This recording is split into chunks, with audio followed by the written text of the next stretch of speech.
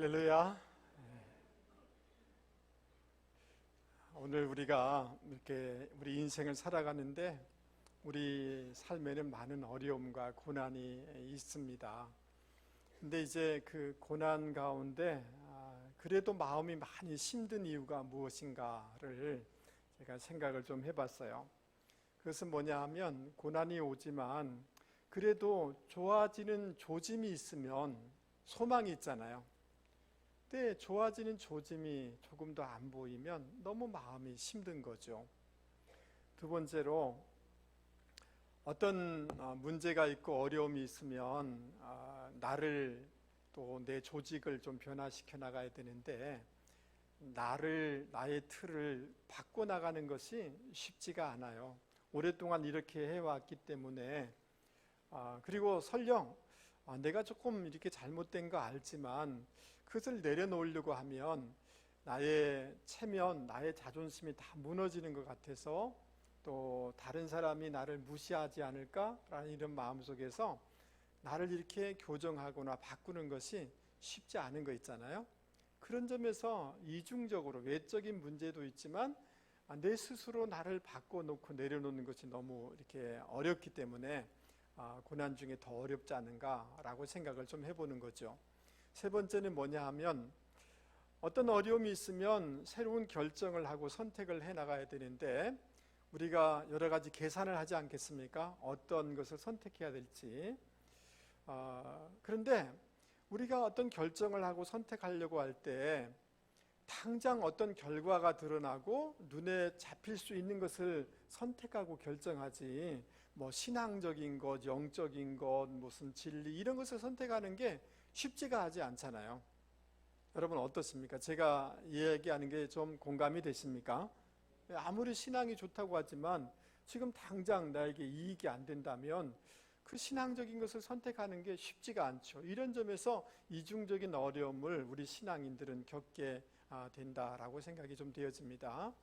어떻게 하면 제가 세 가지를 이렇게 얘기했는데 이런 것들을 극복할 수 있는가? 좀 본질적으로 우리의 삶에 어려움이 있을 때 어떻게 하면 우리가 이 고난을 잘 이겨낼 수 있는지 오늘 눕기서 말씀을 통하여서 같이 생각해 보려고 하는 것입니다. 오늘 우리 눕기서 1장 1절을 한번 보시기 바랍니다. 1절 말씀에 보면 사사들이 치리하던 때에 그 땅에 흉년이 드니라 이렇게 되어 있습니다.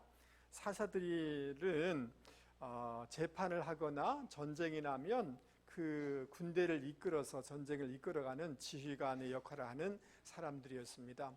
이스라엘 백성이 출애굽하여서 광야 시대를 지나서 드디어 여호수아를 통해서 가나안에 들어가게 되지 않습니까? 가나안을 정복하게 되었는데 나중에 사울 왕을 기초로 하여서 왕정 시대가 생기잖아요. 그래서 왕정 시대가 이루기 전까지 이제 그 각 족속 지파마다 어떤 대표적인 사사들을 통해서 그 지역이 통치되고 있었던 이런 시대를 얘기하고 있습니다. 근데 이제 이 사사지대는 사실은 굉장히 영적으로나 도덕적으로 어렵고 혼탁한 시대였습니다. 사사기 말씀처럼 자기가 다 왕이 되고 주인이 되어서 자기 혈기대로 자기 소견대로 살았기 때문에 오히려 더 어려움과 악순환의 역사가 있었던 때가 이 사사기 시대다라고 얘기할 수가 있습니다. 그런데 그 땅에 흉년이 들었다라고 얘기하고 있는데 여러분 이 땅이라는 것은 가나안 땅 아닙니까? 하나님이 약속해 준 땅이죠. 하나님이 약속해 주신 땅이 흉년이 들었다는 것이 무엇을 상징하는 것일까요? 이것은 굉장히 중요합니다. 그 땅이 흉년이 들었다는 것은 하나님이 약속해서 복으로 주신 땅인데 그 흉년이 들었다는 말은 다른 말로 얘기하면 그 땅에 살고 있는 하나님의 백성들이 잘못했기 때문에 죄지었기 때문에 어둠의 길을 가기 때문에 결국 그 땅에 하나님이 심판을 하셔서 그들을 징계했다는 이런 말인 것입니다. 그러니까 지금 그 땅에 흉년이 들었다, 다른 말로 얘기하면 그 땅에 들어가 있는 하나님의 백성들이 말씀을 벗어난 길을 걸어가고 있었다라고 이렇게 얘기하고 있습니다. 모두 다 자기 소견대로 자기가 왕이 돼서 죄된 길을 걸어가므로 이런 어려움이 생겼는데 그럼에도 불구하고 모든 사람이 넓은 길을 간다 할지라도 그런 중에서도 믿음의 길, 하나님의 뜻을 쫓아서 살아간 사람이 있다라고 하는 것이 룻기서의 말씀입니다. 나오미가 그렇고 룻이 그렇고 뒤에 나오는 보아스가 다 자기 소견대로 살아가지만 믿음으로 신실하게 살아가는 사람들이 있다라고 하면서 룻기서를 통해서 믿음의 사람을 지금 소개해주고 있는 것입니다.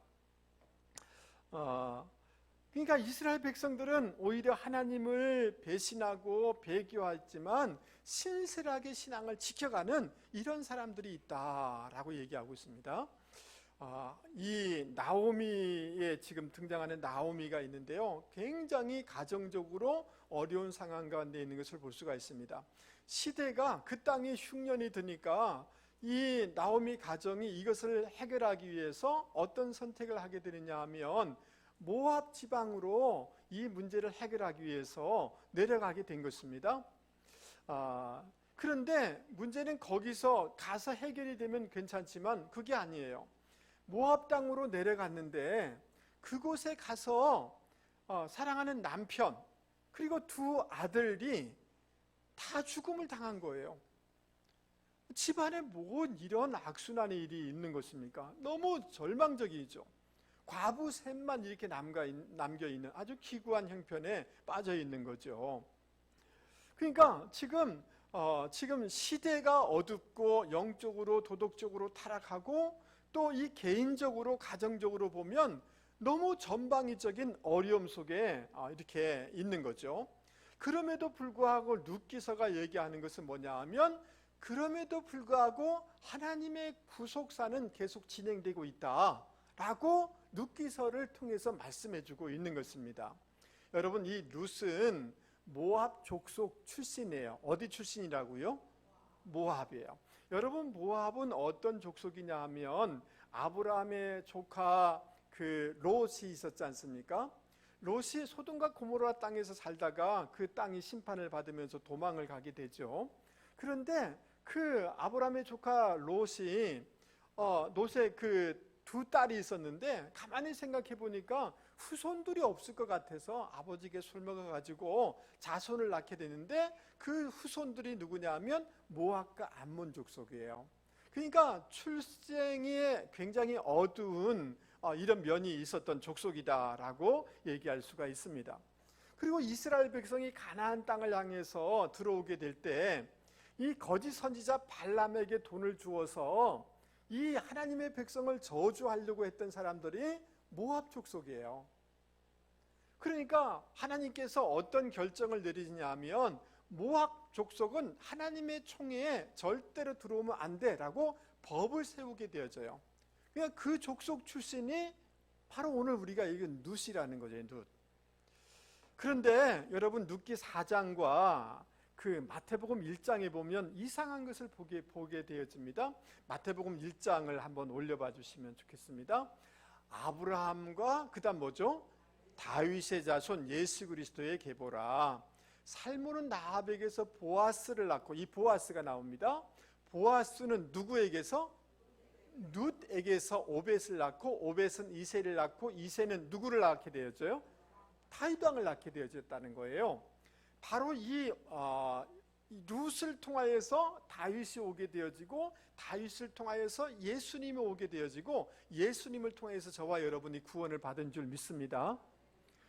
시대가 너무 절망적이고 경제적인 이 공황이 있게 되었고, 가정적으로 온 이 가장들이 다 죽는 문제가 생겼고, 너무너무 어렵고 힘든 이 거대한 거친 물결이 이렇게 흘러가고 있는데, 그럼에도 불구하고 하나님의 구속사는 진행되었고, 그 깊은 바다 속에 하나님의 선하신 이 역사들이 진행되고 있다. 이것을 너희들 알아야 된다라고 룻기서를 통해서 우리 가운데 하나님이 이 음성을 들려주고 있는 줄 여러분 믿을 수 있기를 바랍니다.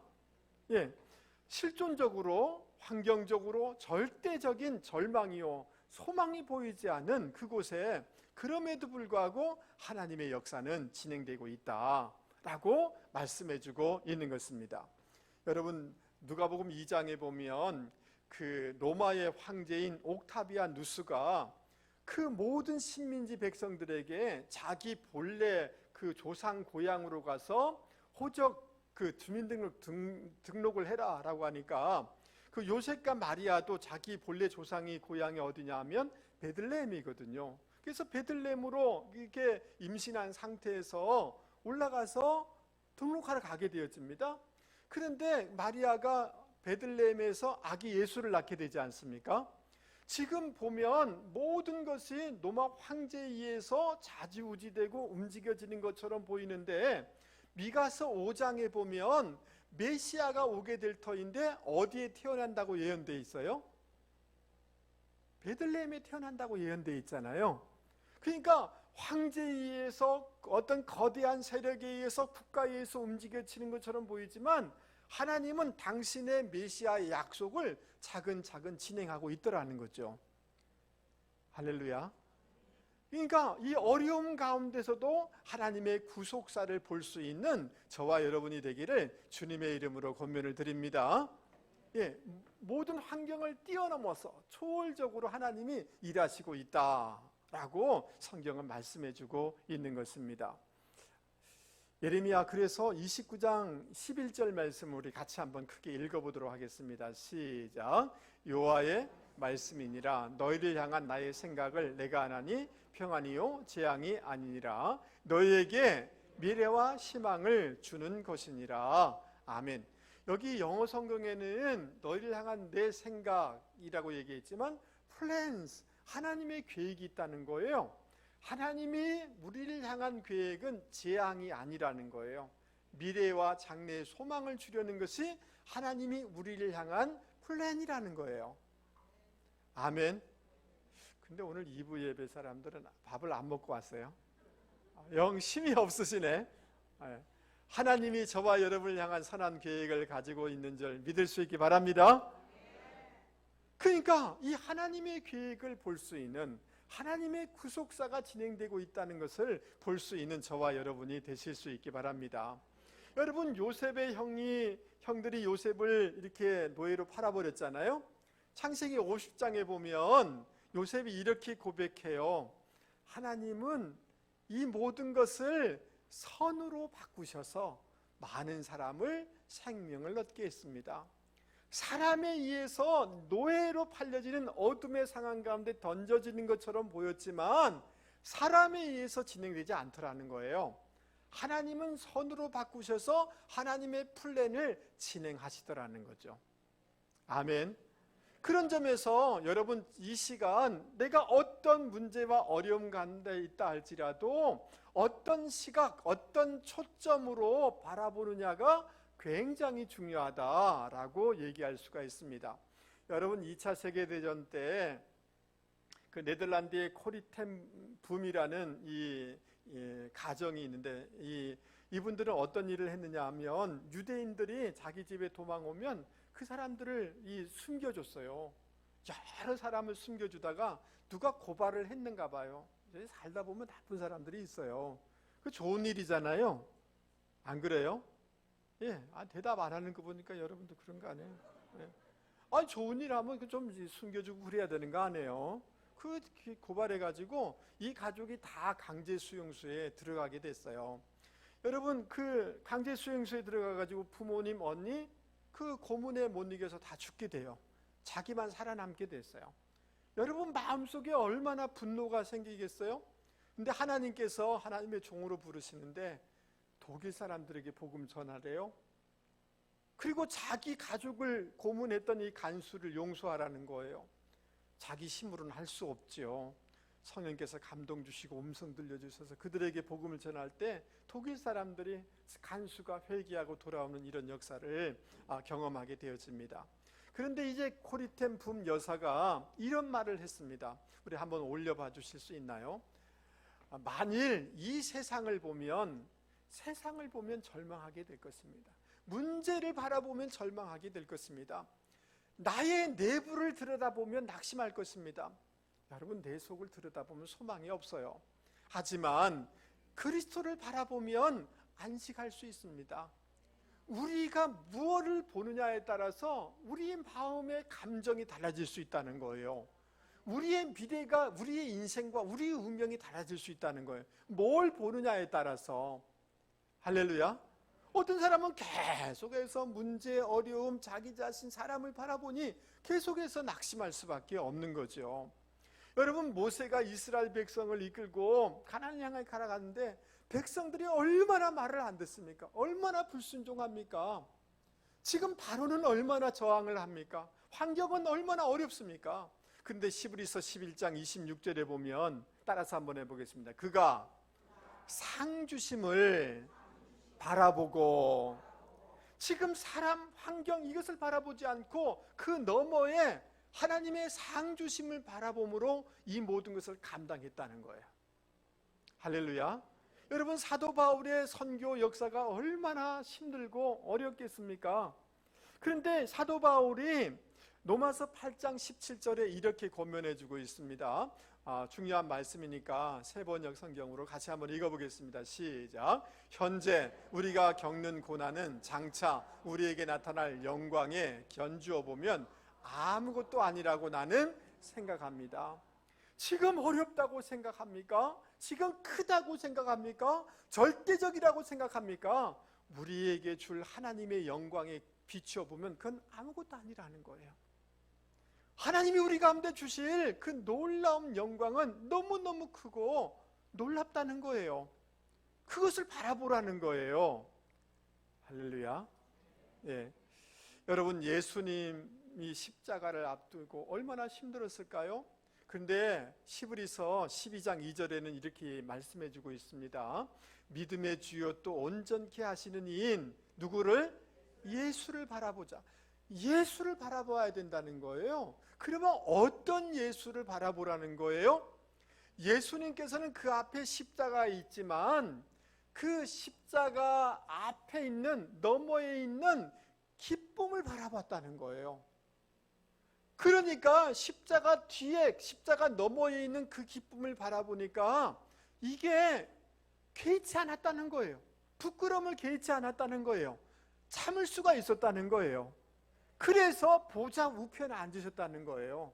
바로 이러한 예수님을 뚫어지게 바라보라는 거예요. 그러므로 사랑하는 성도 여러분, 저와 여러분이 어떤 어려움 가운데 있다 할지라도 지금 모든 것이 좌지우지하고 정말 사람이 내 운명을, 내 인생을 결정짓는 것처럼 보이고 지금 문제가 나를 막 압사해버릴 것처럼 느껴진다 할지라도 그 속에서도 하나님의 역사는 진행되고 하나님의 구속사는 진행되고 하나님이 나를 향한 선한 계획이 이루어지고 있다는 이 믿음의 눈으로 이것을 바라볼 수 있는 저와 여러분이 되기를 주님의 이름으로 권면을 드립니다. 할렐루야. 여러분, 눕기서 1장 6절 말씀을 같이 한번 읽어보려고 합니다. 여러분, 잘 따라오셔야 돼요. 같이 한번 크게 읽겠습니다. 시작. 그 여인이 모압 지방에서 여호와께서 자기 백성을 돌보시사 그들에게 양식을 주셨다 함을 듣고 이에 두 며느리와 함께 일어나 모압 지방에서 돌아오려 하여. 아멘. 나오미는 하나님께서 자기 백성을 돌아보셨다, 옛날 성경에는 권고하셨다, 그래서 양식을 주셨다 하는 소식을 들었다 라고 얘기하고 있습니다.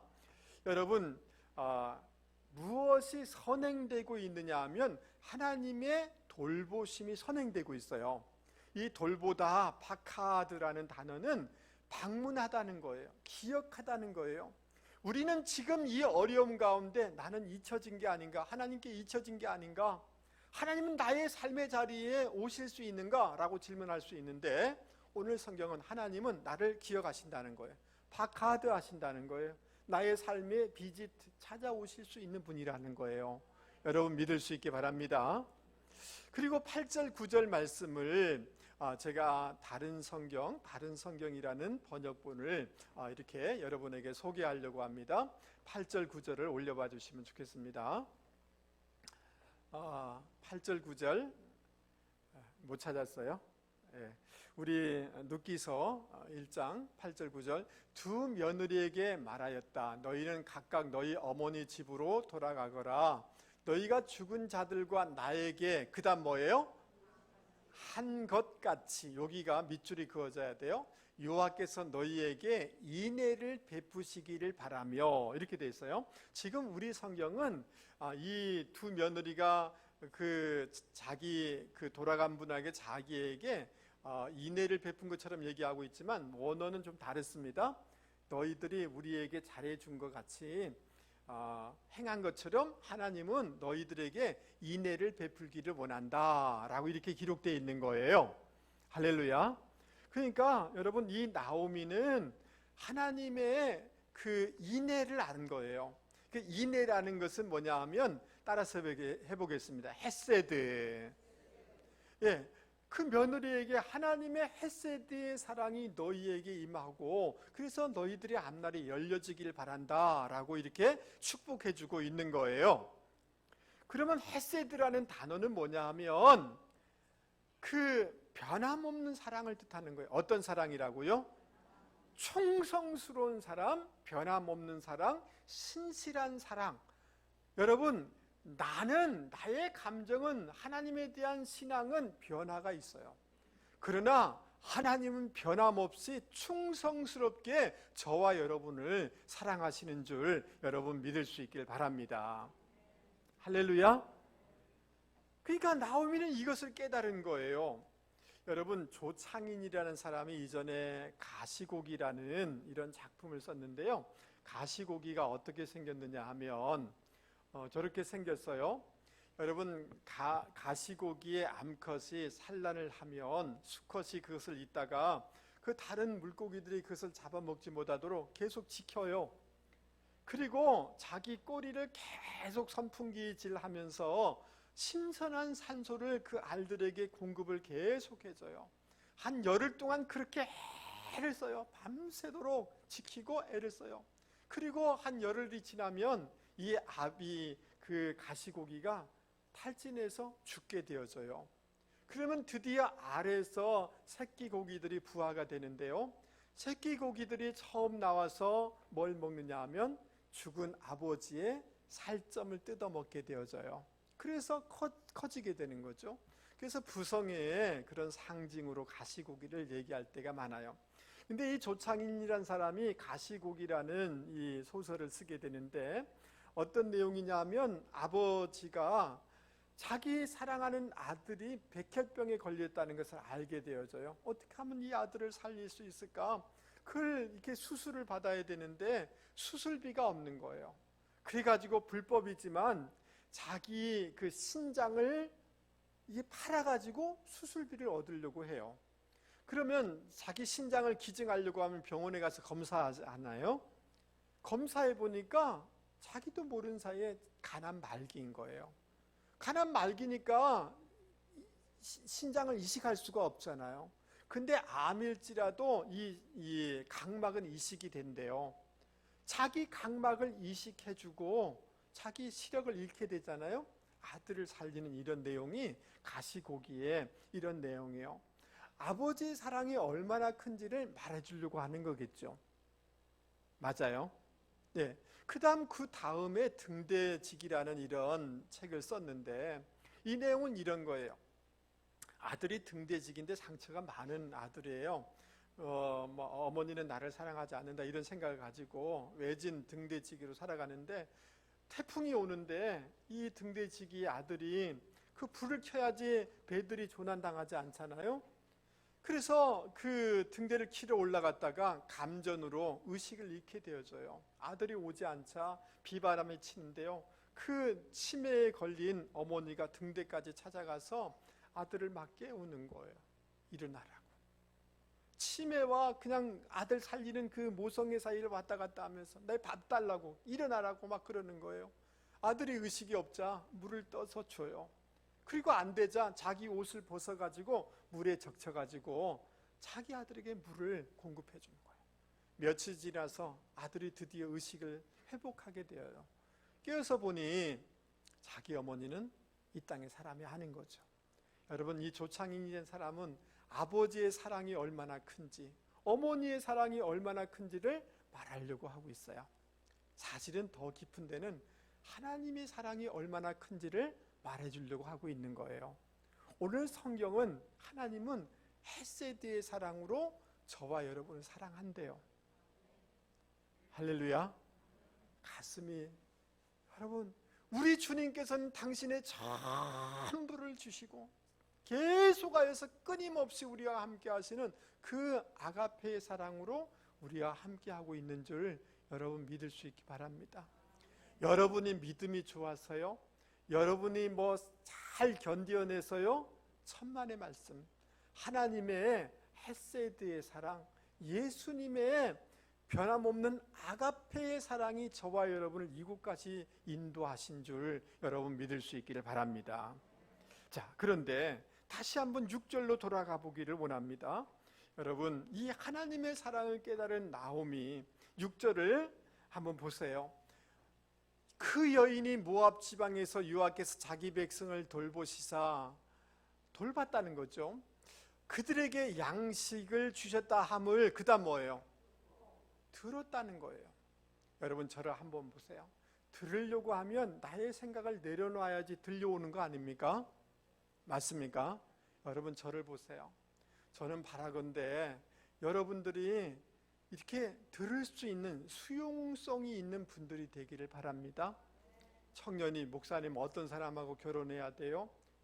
다른 거 없어요. 수용할 수 있는 사람이 돼야 되는 거예요. 아멘 좀 하이소.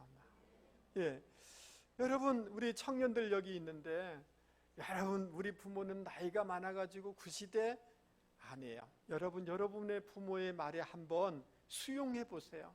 놀라운 일이 있을 거예요. 아멘 좀 하십시오. 예, 여러분, 저는 바라건대 여러분의 자녀들이 수용성 있는 사람이 되기를 바랍니다. 여러분, 때로는 목회자가 이렇게 좀 해보세요 하면 수용성을 가지세요. 끝까지 자기 스타일, 자기 식대로만 하면 안 되죠. 안 풀리죠. 왜 안 풀린 줄 아세요? 수용성이 없기 때문에 그래요. 맞아요? 그 다음 6절 다시 한번 보여주세요. 예. 듣고 이에 두 며느리와 함께, 그 다음 뭐예요? 일어났다는, 쿰했다는 거예요. 지금 어떤 하나님의 사랑은 변함없는 사랑이잖아요. 그 하나님의 사랑을 좀 믿고 나를 이렇게 좀 들어보고, 그 다음 어떤 처지 가운데서라도 여러분 일어나시길 바랍니다. 어떤 감정이 있다 할지라도 감정을 떨치고 거기서 일어나실 수 있기를 바랍니다. 하나님을 믿고 말입니다. 이해되세요? 쿰해라. 그 부정적인 감정 떨쳐내라. 아멘 하시죠? 그곳에서 문제가 풀어지기 시작하는 줄 여러분 믿을 수 있기를 바랍니다. 그리고 여러분, 그 6절 마지막에 보면 돌아오려 하여, 돌아왔다는 거예요. 그 밑에도 돌아왔다 이렇게 있는데요. 여러분, 기독교는 부활의 종교예요. 무슨 종교라고요? 일어나는 종교예요. 막 고민하고 막 거기 빠져있고 그게 아니에요. 예수 이름으로 일어날 수 있기를 바랍니다. 어떤 처지, 섭섭함, 낙심, 절망, 그 감정에서부터 일어날 수 있는 저와 여러분이 되기 바랍니다. 그리고 돌이킬 수 있는, 회개할 수 있는 저와 여러분이 되기를 주님의 이름으로 권면을 드립니다. 할렐루야. 여러분, 이 엘리멜렉이란 말은 하나님은 왕이시다라는 뜻이에요. 근데 엘리멜렉은 이름처럼 살지 않았어요. 문제가 생기니까 약속의 땅을 벗어나서 이방 땅으로, 세상으로 내려가 버린 거잖아요. 그래서 문제가 해결됐느냐 하면 악순환이 된 거잖아요. 맞아요? 예, 여러분, 어렵다고 해서 하나님을 떠나시면 안 됩니다. 문제가 있다고 해서 세상으로 내려가면 안 됩니다. 말씀을 떠나면 안 되는 줄 믿습니다. 어렵다고 예배를 포기하거나 교회를 떠나서는 안 되는 거예요. 거기는 절대로 선순환의 역사가 있을 수가 없는 거예요.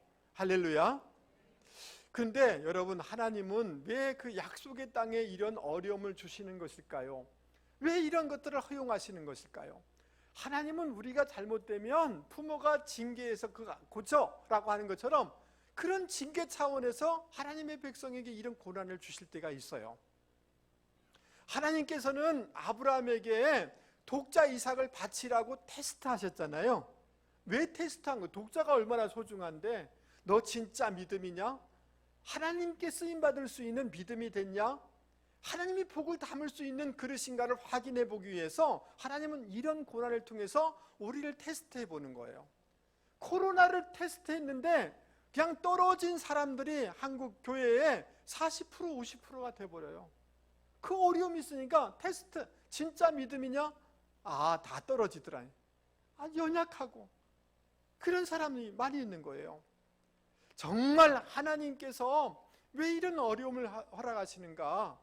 여러분, 하나님이 이런 고난을 통해서 우리를 훈련하시고 정금같이 우리를 다듬으시는 줄 믿습니다. 로마서 5장 말씀해 보면 이렇게 말씀해 주고 있습니다. 로마서 5장 우리 같이 한번 읽어보겠습니다. 시작. 그뿐 아니라 우리는 환난 가운데서도 자랑합니다. 우리가 알기로 환난은 인내를 낳고 인내력은 단련된 인격을 낳고 단련된 인격은 희망을 낳는 줄을 알고 있기 때문입니다. 하나님 왜 이런 일이 나에게 일어났어요? 하나님 왜 이런 사람을 만나게 하셨어요? 하나님 왜 이런 직장의 동료를 이렇게 주셨어요? 하나님은 이것을 허용하심으로 나를 인내력을 키우시고 나의 인격을 다듬어서 하나님의 빛난 전구가 같이 보석과 같은 존재로 세우기 위해서 이런 고난을 허용하신다는 거예요. 아멘 하시죠?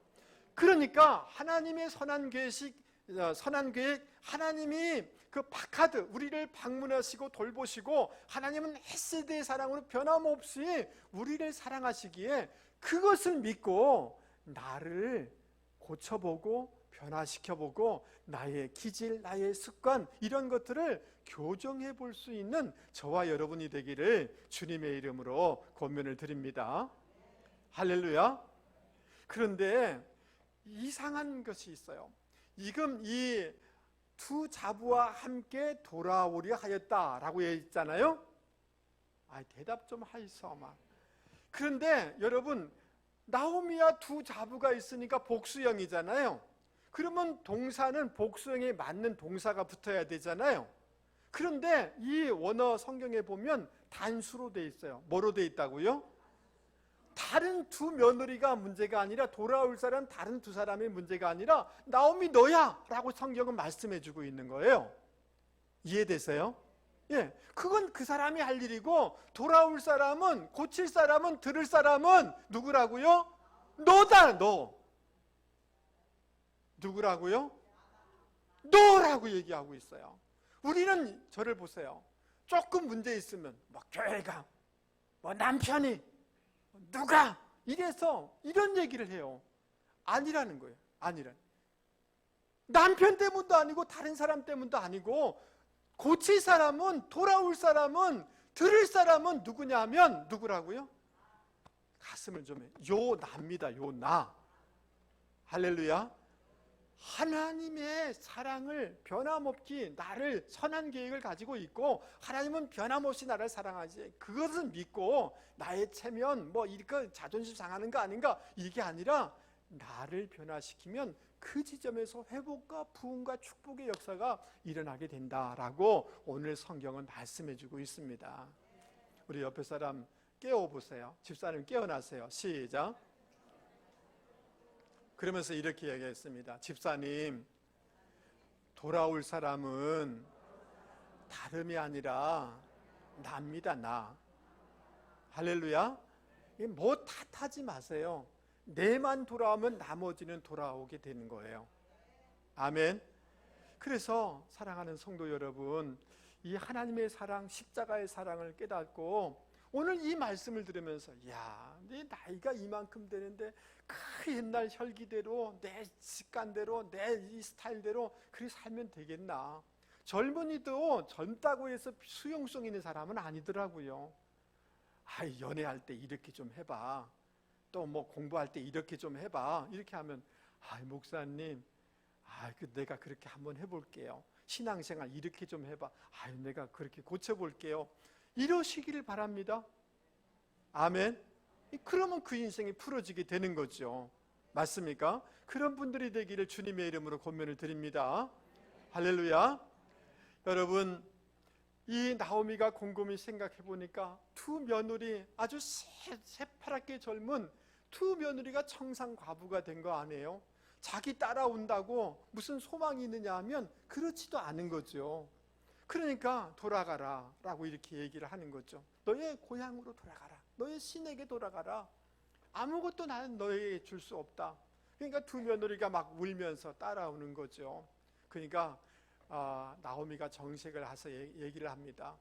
그 유대 중동 지방에는요, 결혼 재혼하는 게 어려우니까 만약에 자식이 없으면 그 형제들 중에 다시 재혼하여서 계대 결혼이라는 게 있거든요. 내 자식 낳을 나이 지났다. 그리고 우리가 이쪽 모압으로 오면서 재산 다 팔았기 때문에 그 베들레헴에는 토지, 집 하나도 없다. 나를 따라오는 것은 가난뿐이고 수모뿐이다. 또 하나님 섬겨야 되는 것이 있다라고 하니까, 그러니까 돌아가라 라고 하니까 이 말을 듣고 다른 며느리는 14절입니다. 오르바는 시어머니를 입맞춤하고 이별의 키스를 하고 자기 고향 자기 신에게로 돌아갔어요. 오르바가 어떻게 됐는지 성경은 관심 갖지 않아요. 세상으로 떠나가는 것은 하나님의 관심이 아니기 때문에 그래요. 그런데 룻은 시어머니를 붙쫓았다라고 얘기하고 있어요. 뭐라고요? 붙쫓았다라는 말은 무슨 말이냐 하면, 이 단어는 뭐냐 하면, 여러분 벽에 담쟁이가 벽에 어떻게 달라붙어 있어요? 탁 달라붙어 있잖아요. 그런데 시어머니를 찰싹 달라붙고 꽉 붙잡고 친근하게 붙잡고 딱 달라붙더라는 말이에요. 근데 여러분, 시어머니를 붙잡는다고 지금 뭐가 좋은 일이 생길 수가 있습니까? 없습니까? 없습니다. 나이는 들었지요, 병들었지요, 아무런 재산도 없지요. 시어머니 붙잡는다고 소망이 있는 건 아니에요. 이 말은 다른 말로 그 시어머니를 붙쫓았다는 말이 무슨 말인가? 여러분 16절 말씀 한번 보겠습니다. 16절 우리 같이 한번 읽어보도록 하겠습니다. 16절. 룻이 이르되,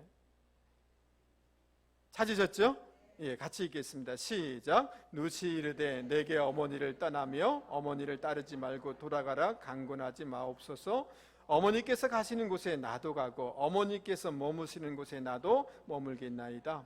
어머니의 백성이 나의 백성이 되고 어머니의 하나님이 나의 하나님이 되시리니. 아멘. 이 말은 무슨 말이냐면, 붙쫓았다는 것은 시어머니의 하나님, 그 하나님을 꽉 붙잡았다는 거예요. 아멘 좀 하이소. 참 이상한 사람들이네. 할렐루야. 예, 하나님을 꼭 붙잡았다는 거예요. 여러분, 그 누터라는 사람이 있는데요. 누터가 좋아했던 말씀이 시편 46편이에요. 46편을 묵상을 많이 했는데요. 중세 암흑기잖아요. 중세 가톨릭이 타락했잖아요. 그 종교기 가는 것이 얼마나 힘든 일이겠습니까? 두려운 일이죠. 근데 시편 46편 1절에 이렇게 선포되고 있어요. 우리 크게 읽겠습니다. 시작. 하나님은 우리의 피난처시요 힘이시니 환난 중에 만날 큰 도움이시라. 하나님이 큰 도움이신 줄 여러분 믿을 수 있기 바랍니다. 사방이 다 흔들릴지라도 하나님을 굳게 붙잡겠다는 거예요. 10절 말씀에 보면 이렇게 얘기해요. 너희는 가만히 있어 내가 하나님됨을 알지어다. 따라서 보겠습니다. 너희는 가만히 있어 내가 하나님됨을 알지어다. 가만히 있으라는 말은 무슨 말이냐면, 내가 붙잡고 있는 것을 떠내보내고 하나님만을 꼭 붙잡으라는 거예요. 새벽에 도와주시리라. 아멘 하시죠? 새벽에 도와주시는 하나님, 큰 도움이 되시는 하나님, 모든 것이 흔들린다 할지라도, 바닷물이 해일이 돼서 넘친다 할지라도, 문 나라가 공격해들고 으르렁거린다 할지라도 기도할 때 도와주시고 전쟁 가운데 승리하시는 그 하나님을 내가 꼭 붙잡겠습니다라고 하는 것이 시편 46편의 말씀이에요. 할렐루야. 그래서 누터는 이 말씀을 묵상하면서 내 하나님만을 붙잡겠습니다 라고 하면서 이렇게 노래했어요. 내 주는 강한 성이요 방패와 병기 되시니 큰 환난 중에 우리를 구하여 내시리로다. 내 힘만 의지할 때는 패할 수밖에 없도다. 이 장수 누군가? 주 예수 그리스도. 여러분, 주 예수 그리스도, 누가 주님을 당할 수 있으랴? 하나님만을 굳게 붙잡고 살아갈 때 뉴턴은 종교개혁을 이뤄낼 수가 있었던 것입니다. 사랑하는 성도 여러분, 저를 한 번만 보십시오. 나를 붙잡는다고요? 여러분 얼마나 약한지 여러분 스스로 아시지 않습니까? 사람이 나를 도와준다고요? 아닙니다. 어떤 것도 붙잡을 대상이 아닙니다. 하나님만을 붙잡고 살아갈 수 있는 저와 여러분이 되실 수 있기 바랍니다. 말씀을 마치려고 합니다. 사랑하는 성도 여러분, 저를 한 번만 보십시오. 우리에게는 각자마다 크든 작든 어려움들이 있습니다. 예상치 못한 질병을 경험할 때도 있을 것입니다. 이런 어려울 때 우리는 어떻게 해야 되는 것입니까? 그 문제 속에 막 물들어가지고 거기에 헤엄치는 것이 아니라 하나님의 구속사는 진행되고 있다. 아멘 하시죠? 하나님은 역사하고 있다. 하나님이 나를 향한 선한 계획이 있다는 것을 믿고 그 하나님을 믿음의 눈으로 바라볼 수 있는 저와 여러분이 되실 수 있기를 주님의 이름으로 권면을 드립니다. 하나님은 합력하여 선을 이루어주실 줄 믿습니까? 여러분, 하나님은 나를 잊지 아니하십니다. 하나님은 변함없이 지금도 사랑하고 있는 줄 믿습니다. 그 하나님 믿고 나를 좀 변화시켜 보세요. 누구를 변화시키라고요? 나를 다른 거 생각하지 마세요. 다른 것 탓하지 마시고 하나님 믿고 너 체면 떨어질 것 같다? 아니에요. 하나님 믿고 하나님 선하신 계획을 믿고 나를 변화시키면 놀라운 회복의 역사가 시작되게 되는 줄 여러분 믿을 수 있기 바랍니다. 그리고 하나님을 붙잡으십시오. 붙잡되 꽉 붙잡을 수 있기를 바랍니다. 아멘. 야구 선수가 배트를 잡는데요, 대충 잡으면 이게 볼을 칠 때마다 진동이 내 몸에 이렇게 전달되어서 직업병이 생겨요. 운동을 할 수가 없어요. 배트를 잡는데 어떻게 잡아야 되느냐 하면 꽉 붙잡고 이걸 휘둘러야 되는 거예요. 하나님을 놨다 들었다 설렁 잡고 이러지 마시고 하나님을 꽉 붙잡고 살아가면 그 하나님, 그 전능하신 하나님이 우리를 도와주실 줄 여러분 믿을 수 있기를 바랍니다. 이 시간 어려움 가운데서도 주님을 믿으면서 믿음의 길을 걸어가겠습니다라는 마음으로 찬송가 338장 같이 부르겠습니다.